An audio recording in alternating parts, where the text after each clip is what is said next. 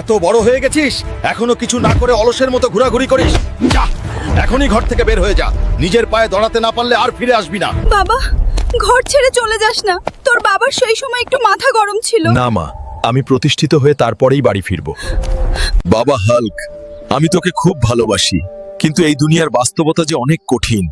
আমরা মরে গেলে তুই কিভাবে এই দুনিয়াতে টিকে থাকবি? চাচা, আমাকে আপনার এখানে একটা কাজ দিবেন? আমার আর কোথাও যাওয়ার জায়গা নাই। ঠিক আছে ভাতিজা, আজ থেকে তুমি আমার চায়ের দোকানে মন দিয়ে কাজ করবা। এই নিন চা। আপনার আর কিছু লাগলে আমাকে বলুন। এতদিন বাবার হোটেলে খেয়ে বাস্তবটা বুঝতে পারি নাই। আসলে টাকা কামানো অনেক কষ্ট, কিন্তু আমাকে নিজের পায়ে দাঁড়াতেই হবে।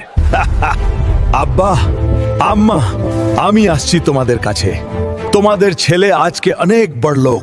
বাবা, মা, দেখো, আজ তোমার ছেলে অনেক গাড়ি বাড়ির মালিক, আর তোমাদের জন্য কিন্তু একটা সুন্দরী বৌমাও নিয়ে এসেছি। বাবা হাল্ক, তুই এতদিন কোথায় ছিলি?